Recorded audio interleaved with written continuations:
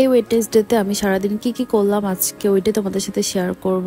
So hello everyone, কি অবস্থা সবার? Welcome back to my another new blog. চলে আসলাম নতুন আরেকটি ব্লগ নিয়ে তোমাদের সাথে। কেমন আছো তোমরা সবাই অ্যান্ড কে কোথা থেকে আমার ব্লগ দেখতেছো?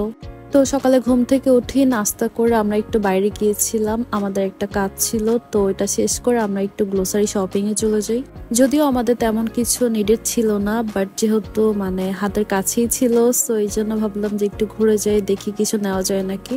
লাস্ট যতবার গ্লোসারি শপিং এ গিয়েছিলাম মিস্টার নুডলস এর রামেনটা একবারও পাই না, স্টক আউট ছিল। সো এবার গিয়ে দেখি এত এত মিস্টার নুডলস এর রামেন, আর ওদের এখানে সবগুলা ফ্লেভারই ছিল। বাট আমি সবগুলা ফ্লেভার নিয়ে আসি নাই, কজ আমার বাসায় এমনিতেও অলরেডি অন্য রামেন ছিল। ওদের যে পিঙ্ক কালারের রামেনটা ছিল ওইটা আমার অনেক ট্রাই করতে ইচ্ছে হয়েছিল, সো ওইটা নিলাম। আর সাথে আরেকটাও নিয়েছিলাম যেটা চিজি রামেন ছিল। এরপরে নিউলি একটু আইসক্রিম দেখতেছিলাম যে আসছে কিনা, বাট ওইটা ছিল না ওদের এখানে। এরপর আমরা ওগুলা নিয়ে বাসায় চলে আসি, আর বাসায় আসার সময় আমার হাজবেন্ড পেয়ারা নিয়ে আসছিল। এরপর সবার জন্য একটু পেয়ারাগুলা কাসুন্দি দিয়ে মাখায় নিচ্ছিলাম, আর এভাবে খেতে তো খুবই মজা লাগে। এরপর লাঞ্চ শেষ করে একটু রেস্ট নিচ্ছিলাম। আজকে বিকেল আর ঘুমাবো না, কজ বিকেলে ঘুমালেই রাতে আমাদের একদমই ঘুম হয় না। তাই বিকেলে না ঘুমিয়ে আমরা বিকেলে ছাদে গিয়েছিলাম। সো সবাই মিলে একটু ছাদে ভালো টাইম স্পেন্ড করলাম। আমরা চিপস নিয়ে গিয়েছিলাম অ্যান্ড খালি পায়ে হাঁটতেছিলাম সবাই, সো ভালোই লাগতেছিল। আমাদের ছাদে কি যেন জঙ্গল টাইপের ফুল হয়েছে, তো ওগুলো আমার হাজবেন্ড আমাকে ছিঁড়ে ছিঁড়ে দিচ্ছিল। অ্যান্ড একটা একটা করে অনেকগুলো ফুল হয়ে গিয়েছে, এগুলো ছোটবেলায় অনেক খেলতাম। এরপর সন্ধ্যা হলো, আর সন্ধ্যায় সবার জন্য একটু নাস্তা প্রিপেয়ার করতেছিলাম। ছোট বড় সবার পছন্দের খাবার নুডলস, তো এটাই মেক করতেছিলাম।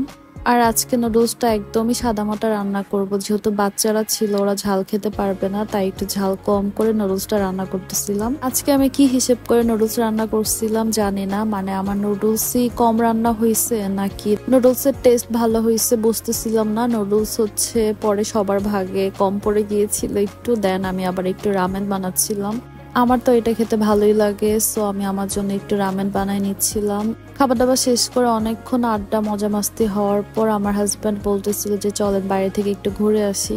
আর ঘুরতে যাওয়ার কথা শুনলে কি কারো মাথায় হুঁশ থাকে? 10 মিনিটে একদম রেডি হয়ে আমরা রওনা দিয়ে দিলাম। সো আমরা চলে গিয়েছিলাম 300 ফিটে।